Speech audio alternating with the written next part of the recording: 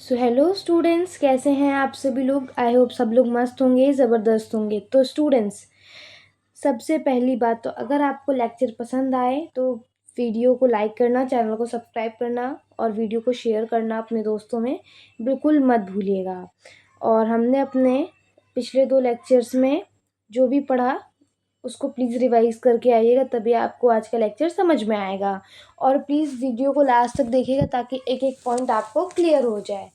Okay, I hope मैं आपको जो क्वेश्चंस का आंसर लिखने के लिए कहती हूँ या जो क्वेश्चंस कराती हूँ वो आप लोग करते होंगे। तो चलिए हम लोग वीडियो को स्टार्ट करते हैं। तो आज का हम लोगों को पढ़ना था लाइसोसोम से। गोल्गी एपैरेटस से हम लोग पढ़ चुके हैं। देखिए लाइसोसोम्स क्या होते हैं। Lysosomes are small membrane-bound organelles found in the cells or animals and may other eukaryotes. They act as a cell recycling and waste disposal system. तो देखो लाइसोसोम्स क्या होते हैं बच्चों कि एक स्मॉल है ना मेम्ब्रेन बाउंड ऑर्गेनेल होता है ना, जो कि सेल में पाया जाता है एनिमल्स के और अदर यूकैरियोटिक ऑर्गेनिजम्स के। जो कि क्या है, लाइसोसोम्स कैसे एक्ट करता है, सेल के रिसाइकलिंग और वेस्ट डिस्पोजल सिस्टम की तरह ये सेल में वर्क करता है। लाइसोसोम्स के अंदर बहुत सारे डाइजेस्टिव एंजाइम्स होते हैं जो कि ब्रेक डाउन करते हैं ब्रेक डाउन करते हैं वॉर्न आउट और डैमेज सेल को, है ना। जैसे ओल्ड ऑर्गेनेल्स को ये लोग हटा देता है lysosome. Large molecules like protein, fats, carbohydrates and nucleic acids invade करता है बैक्टीरियाज और वायरसेस को, वेस्ट मटेरियल को हटाता है। ओके, नेक्स्ट हम लोग चलते हैं नेक्स्ट स्लाइड पे। This main functions. ओके,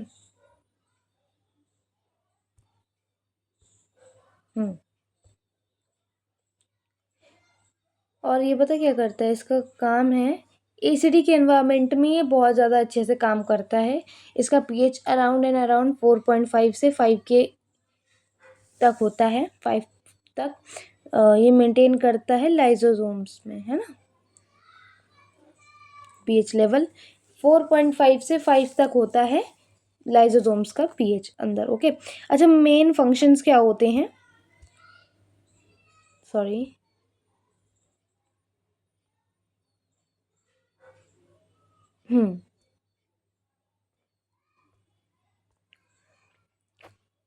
देखो ये डाइजेस्ट करता है वेस्ट को, है ना, वेस्ट मटेरियल को रिसाइकल करता है, सेल के कंपोनेंट्स को, पैथोजेंस को डिस्ट्रॉय करता है। ओके, और जो सेल डेथ होती है ना, जो जैसे खराब हो जाते हैं सेल्स तो उसको हटाने में काम आता है। ओके, देन उसके बाद हम लोग पढ़ते हैं कि what is mitochondria. So we will start mitochondria. तो देखो mitochondria are membrane bound organelle, है ना, जो कि सेल पे पाई जाती हैं हर प्लांट और एनिमल में ऑलमोस्ट। इसे पावर हाउस ऑफ सेल कहते हैं। क्यों? क्योंकि ये एटीपी प्रोड्यूस करता है,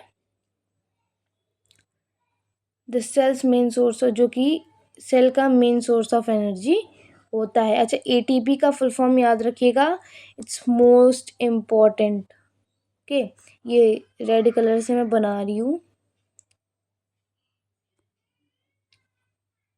इसको बहुत अच्छे से आपने पढ़ लेना है। ये एटीपी एडिनोसाइन ट्राइफॉस्फेट। ओके, और फंक्शन अगर हम लोग देखें फंक्शन, तो माइटोकॉन्ड्रिया का फंक्शन क्या होता है, एटीपी प्रोड्यूस करना, एनर्जी प्रोड्यूस करना सेलुलर रेस्पिरेशन से। ओके, ग्लूकोज को ऑक्सीजन की प्रेजेंस में ब्रेक डाउन करना और उससे एनर्जी रिलीज करवाना और एनर्जी को सप्लाई करना सारी एक्टिविटीज़ के लिए सेल में। आप देखेंगे तो ये हमारा है माइटोकॉन्ड्रिया। ये देखिए, आपको लेबलिंग नहीं याद रखनी है अभी अभी के लिए, आप डायग्राम देखिए। ये देखिए ऐसे एटीपी सिंथेसिस है ना, राइबोसोम्स और डीएनए वगैरह। ओके, देन उसके बाद नेक्स्ट हम लोग पढ़ते हैं प्लास्टिड्स। What are plastids? ये एक मेजर पार्ट है, टॉपिक है चैप्टर का। ये देखिए प्लास्टिड्स। तो प्लास्टिड्स एक स्पेशल टाइप के ऑर्गेनेल्स होते हैं जो कि प्लांट सेल में और एल्गी में पाए जाते हैं केवल, और किसी में नहीं पाए जाते, है ना। और ये डबल मेम्ब्रेन से सराउंडेड होते हैं और इनका खुद का राइबोसोम्स और डीएनए होता है। इनका मेन फंक्शन होता है मेक करना, बनाना और फूड को स्टोर करना और अलग अलग कलर देना अलग अलग पार्ट्स ऑफ प्लांट्स को। और ये 3 टाइप्स के होते हैं, लाइक ल्यूकोप्लास्ट, है ना, ल्यूकोप्लास्ट, क्लोरोप्लास्ट, और क्रोमोप्लास्ट। ओके, क्रोमोप्लास्ट क्या करता है कि रेड, येलो और ऑरेंज पिगमेंट देता है। ल्यूकोप्लास्ट कलरलेस होता है और ये स्टार्च, ऑयल्स और प्रोटीन्स वगैरह को स्टोर करता है। क्लोरोप्लास्ट, क्योंकि क्लोरो मीन्स समझ में आ ही रहा होगा आपको कि ग्रीन कलर, है ना। तो इसमें क्लोरोप्लास्ट में क्लोरोफिल प्रेजेंट होता है, तो जिसकी वजह से ये ग्रीन पिगमेंट को देता है। ये देखिए, ये है प्लास्टिड, ये ग्रीन वन, ये वाला, this one is plastid, this one is chromoplast, this one is leucoplast. Okay, ये क्लोरोप्लास्ट है, ये क्रोमोप्लास्ट है, and this one is leucoplast.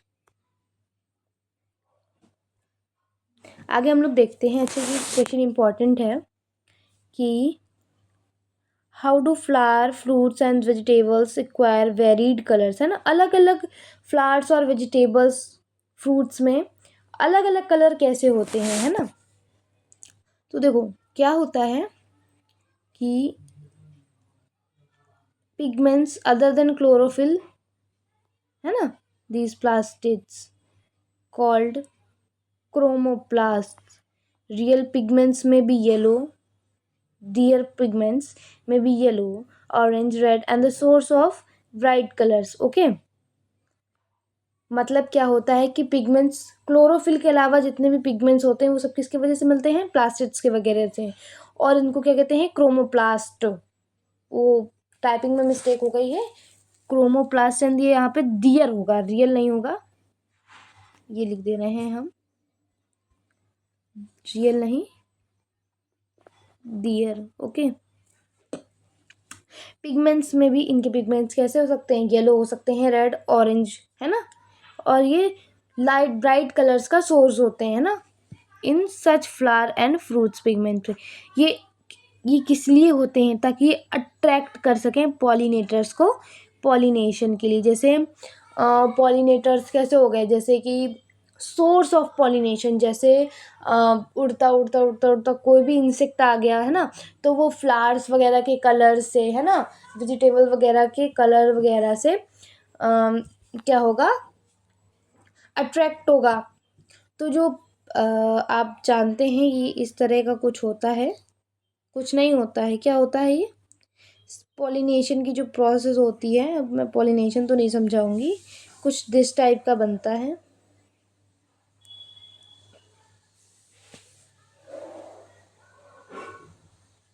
This type का। ये कुछ समथिंग समथिंग इस तरह का बनता है ना, पॉलिनेटर का होता है। और ये आपको पता होगा हिबिस्कस फ्लावर से, है ना, इस तरह से ऐसे करके समथिंग बनता है। ओके, तो इसके ऊपर होते हैं पॉलन ग्रेन्स। तो पॉलन ग्रेन्स को दूसरे प्लांट्स के पॉलन ग्रेन्स तक, या फिर नीचे आप वी कैन से कि सेक्सुअल रिप्रोडक्शन में जो हेल्प करते हैं वो इसी तरह से होता है। जैसे बाई एयर हो गया, है ना, पॉलन ग्रेन्स चले गए, या स्टिकी सब जो होते हैं इनके लेग्स वगैरह, इंसेक्ट्स हो गए, तो उनकी वजह से दूसरे प्लांट्स तक पॉलिनेशन हो जाता है। इस वजह से ये होते हैं, अट्रैक्ट करने के लिए होते हैं, मतलब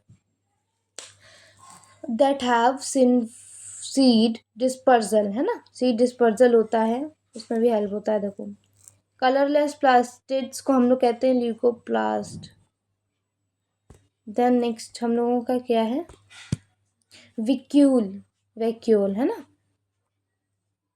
तो वैक्यूल क्या होता है, एक ये मेम्ब्रेन बाउंड है ना, ये मेम्ब्रेन होता है, इस पे बाउंडेड होता है मेम्ब्रेन से। सैक लाइक ऑर्गेनील है जो कि क्या करता है, स्टोर करता है वाटर को, फूड को, मिनरल्स को।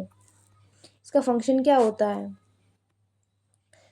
वाटर न्यूट्रिएंट्स को स्टोर करना, मेंटेन करना शेप और rigidity of plant cells, turgid रख के, सेल को टर्जिड रख के इसके शेप और रिजिडिटी के ऑफ प्लांट्स को मेंटेन रखना। कुछ सेल्स में ये पिगमेंट्स को भी और अदर मटेरियल्स को भी स्टोर करते हैं। ये वेस्ट प्रोडक्ट को भी स्टोर करता है, कौन, वैक्यूल। ओके, ये कुछ इस तरह का होता है, देखो मैं बताती हूँ।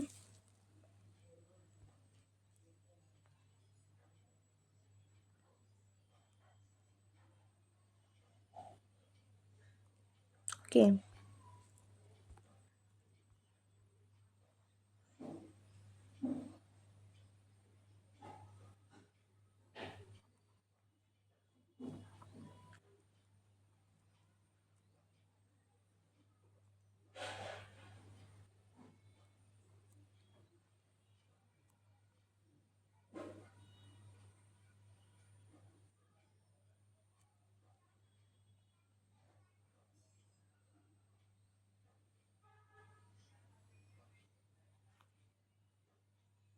दिस टाइप का होता है। अब इसमें सफाई होती तो कहते तो सफाई नहीं है, तो सफाई पे मत जाइएगा। रुको मैं और अच्छे से बनाती हूँ, तुम लोग बहुत समथिंग इस तरह का होता है।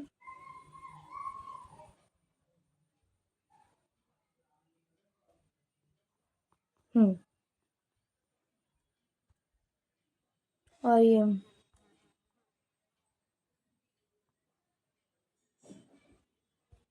बहुत ही स्लाइटली वाइट कलर का होता है, बहुत माइन्यूट सा, इस तरह से ऐसे हल्के हल्के पिगमेंट्स बने होते हैं। ओके, अब ये वाइट पिगमेंट्स तो हमसे अच्छे से बने नहीं हैं, बट इसी तरह का होता है। आप बुक में देखिए, एनसीईआरटी वगैरह में बना होगा। ओके,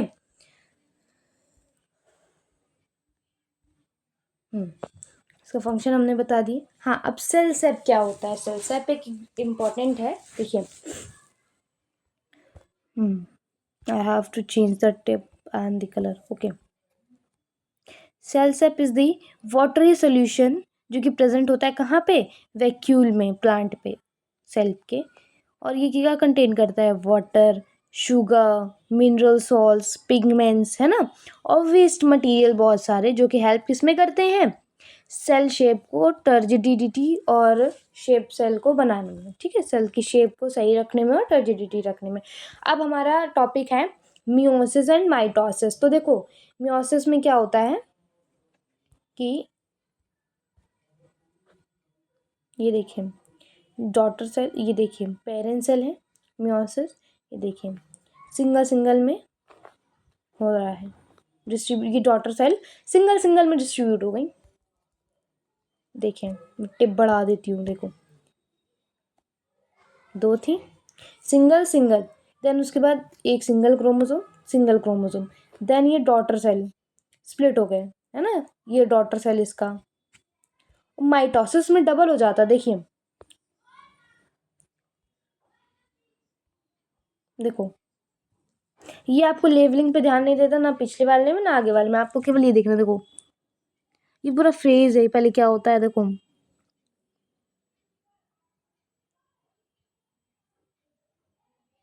ये देखिए, ये देखिए,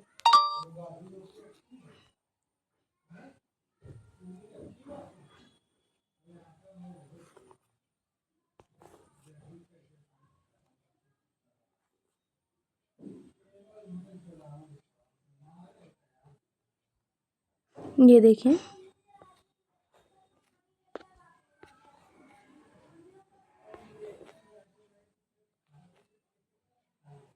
ये देखिए, ये देखिए, ये देखिए आपका ये डबल स्प्लिट हो गई, डबल डबल पे, देन ये देखिए फिर डबल डबल पे, देन ये देखिए डबल डबल पे डॉटर सेल पे स्प्लिट हो गई। देन उसके बाद ये देखिए प्लांट सेल, है ना। डिफरेंस आता है प्लांट सेल और एनिमल सेल पे, और बनाने को भी आते हैं कि draw the structure of plant cell and animal cells. उसके बाद हम लोग देखते हैं कि ऑस्मोसिस क्या होता है और डिफ्यूजन क्या होता है। देखिए अच्छा, जब वाटर मूव करता है कैसे, फ्रॉम एरिया, है ना, हायर कॉन्सेंट्रेशन से लेस सोल्यूट एरिया, मतलब लेस कॉन्सेंट्रेशन से, और मोर सोल्यूट कॉन्सेंट्रेशन सॉल्यूशन से, concentration in the two areas become equal. This movement of water through a selective permeable membrane called osmosis। यानी कि जब जैसे एक मान लिया हाई कॉन्सेंट्रेटेड एरिया है और एक लो कॉन्सेंट्रेटेड एरिया है, तो जब हाई कॉन्सेंट्रेटेड एरिया से लो कॉन्सेंट्रेटेड एरिया में जाएगा और जब तक ये दोनों इक्वल नहीं हो जाएंगे, मतलब या तो लो कॉन्सेंट्रेटेड में हो जाए पूरा बिल्कुल, है ना, इक्वल हो जाए, कहीं लो हाई मत नहीं रहे, मतलब ओके। तो ये प्रोसेस को क्या कहते हैं, ऑस्मोसिस। और नेट मूवमेंट ऑफ पार्टिकल्स को कहते from higher to lower concentration में कहते हैं क्या है, डिफ्यूजन। मतलब जब हायर कॉन्सेंट्रेशन से लोअर कॉन्सेंट्रेशन में पार्टिकल्स मूव करते हैं तो ये डिफ्यूजन की प्रोसेस कहलाता है। ये देखिए आप देख सकते हैं, हाँ ये देखिए ये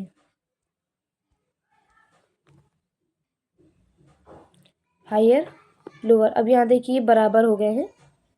इधर डिफ्यूजन में देखिए high concentration low concentration, okay.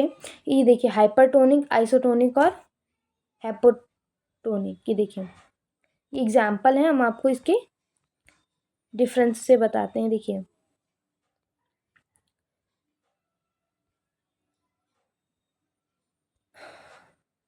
Hypotonic में क्या होता है, लोअर देन इन सेल्स होता है, सॉल्यूट कॉन्सेंट्रेशन कम होता है सेल्स में, और हायर सेल्स में ज़्यादा होता है सॉल्यूट कॉन्सेंट्रेशन। अगर वाटर मूवमेंट की बात करें तो इसमें हाइपोटोनिक में एंटर करता है सेल में, और हाइपरटोनिक में बाहर जाता है सेल से। सेलुलर इफेक्ट क्या होता है कि सेल स्वेल हो जाता है, मतलब फूल जाता है, और बस्ट की कंडीशन आ जाती है कि मतलब फट जाए।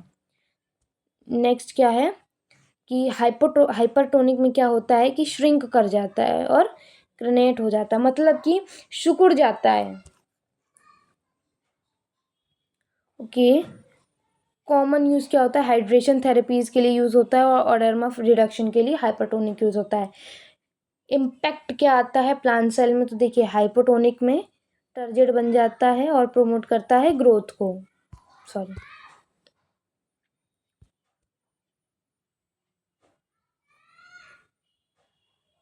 हाँ, और प्लाज्मोलाइसिस को कॉज करता है। देन रेड ब्लड सेल में इनका क्या होता है, तो ये हीमोलाइसिस और क्रिएनेशन में हेल्प करते हैं। ओस्मोलैरिटी मतलब लोअर देन रेफरेंस सॉल्यूशन और हायर देन रेफरेंस सॉल्यूशन, हमने अभी बताया आपको। अच्छा, ये सारे आपको नहीं याद करने, आपको केवल 5 डिफरेंसेस गिनती के याद करने जो आपको इजी लगे। अगर आपको इससे इजी लगता है तो आप इस वाले से पढ़िए, वरना जो आपकी बुक्स वगैरह में दी है आप उससे भी पढ़ सकते हैं, मैंने केवल एक रेफरेंस के लिए लगाया था, ओके। तो हमारा चैप्टर होता है यहाँ पे ख़त्म, जितना भी मेन पार्ट था चैप्टर का वो सारा ख़त्म होता है यहाँ से। अब इसके बाद आपकी डिस्कवरीज वगैरह बची हुई हैं, आपके चैप्टर के बीच की एक्टिविटीज़ बची हुई हैं, ओके। तो उसे हम एक सिंगल लेक्चर में डाल देंगे रिकॉर्ड करके, तो आप उससे देख लेंगे। बाकी आपका अगर सिलेबस वाला पार्ट देखा जाए तो आपका चैप्टर 1 यहाँ से कंप्लीट होता है, ओके। तो आई होप आपको वीडियो अच्छी लगी होगी और कंटेंट भी समझ में आया होगा, और आपने लास्ट तक वीडियो को देखा होगा और आपके कोई भी डाउट्स नहीं बचे होंगे। अगर फिर भी बचे हैं तो प्लीज़ कमेंट करिए कि मैं उन्हें ज़रूर सॉल्व करूँगी। और आपको जिस टॉपिक पर वीडियो चाहिए tell me in the comment section. Bye bye.